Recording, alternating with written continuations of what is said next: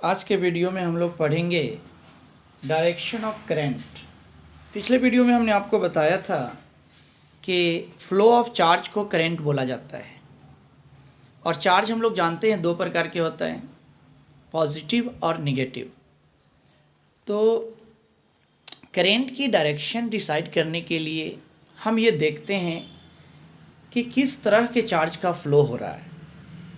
अगर positive charge का flow हो रहा है तो करंट चार्ज के फ्लो के डायरेक्शन में होगा। अगर नेगेटिव चार्ज का फ्लो हो रहा है तो करंट का डायरेक्शन चार्ज के फ्लो के अपोजिट होगा। उसी बात को हमने यहाँ लिखा है, direction of current is in the direction of flow of positive charge but opposite to the direction of flow of negative charge. इस बात को समझाने के लिए यहाँ हमने एक फिगर ड्रॉ किया है। इस फिगर में एक कंडक्टर दिखाया गया है ए बी। इस कंडक्टर में इलेक्ट्रॉन ए से बी की तरफ फ्लो कर रहा है। हम सभी लोग जानते हैं कि इलेक्ट्रॉन में नेगेटिव चार्ज होता है और नेगेटिव चार्ज का यहाँ फ्लो ए से बी की ओर हो रहा है। तो यहाँ पर करंट की डायरेक्शन इलेक्ट्रॉन के फ्लो के अपोजिट होगा, यानी बी से ए की ओर होगा। फिर आप नेक्स्ट फिगर पर ध्यान देंगे तो इस फिगर में Na प्लस फ्लो कर रहा है। Na प्लस में पॉजिटिव चार्ज है और ये ए से बी की तरफ फ्लो कर रहा है। तो जिस डायरेक्शन में ये फ्लो हो रहा है उसी डायरेक्शन में करंट होगी, क्योंकि अभी हम लोगों ने पढ़ा है कि करंट की जो डायरेक्शन होता है वो पॉजिटिव चार्ज के फ्लो के डायरेक्शन में होती है। नेक्स्ट इम्पॉर्टेंट बात ये है कि direction of current is always from higher potential to lower potential.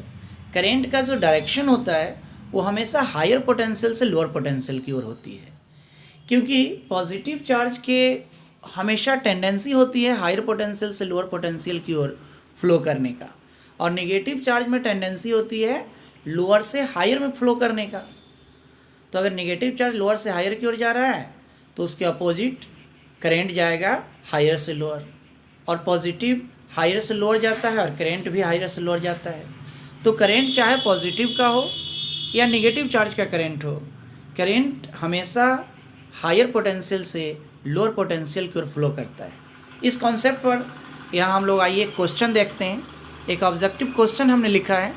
इस क्वेश्चन में लिखा है, which of the following option is correct for potential of points A B and C in the given figure. तो यहाँ एक figure दिया गया है। इस फिगर में करंट का फ्लो सी से होकर बी से होते हुए ए की ओर फ्लो कर रहा है। तो इसमें ए बी और सी के पोटेंशियल के बारे में हमारे पास चार ऑप्शन है। पहला ऑप्शन में है ए बी सी तीनों का पोटेंशियल बराबर है। तो यह ऑप्शन सही नहीं है, क्योंकि हम लोग अभी पढ़े हैं कि पोटेंशियल जो होती है वह करंट जो होती है उसकी डायरेक्शन हमेशा हायर पोटेंशियल से लोअर पोटेंशियल की ओर होती है।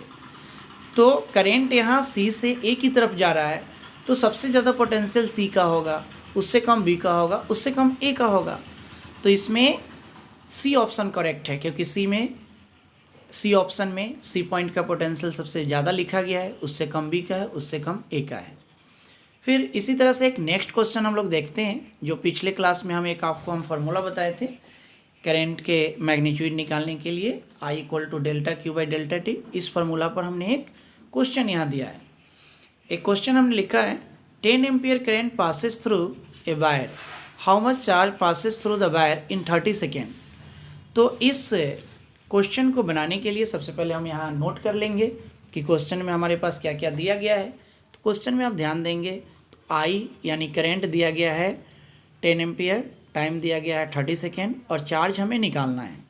तो चार्ज निकालने के लिए हम लोग फार्मूला लगाएंगे, I = delta Q by delta T. I का वैल्यू यहाँ पुट कर देते हैं 10 एम्पियर। डेल्टा क्यू हमें पता करना है तो उसको ऐसे ही छोड़ देते हैं। डेल्टा टी की जगह पर 30 रख देंगे, टाइम 30 सेकेंड दिया है, और हम ये 30 को RHS से LHS में ले जाएंगे। तो यहाँ ये मल्टीप्लाई में आ जाएगा, तो 30 में 10 से मल्टीप्लाई करेंगे तो 300 कूलम हमारा आंसर आ गया। तो इस तरह से हम लोगों ने आज सीखा कि करंट के डायरेक्शन कैसे डिसाइड करते हैं और उस पर क्वेश्चन किस तरह से पूछा जा सकता है। फिजिक्स को मुफ्त में पढ़ने के लिए आप चैनल को लाइक करें, सब्सक्राइब करें, वीडियो को शेयर करें।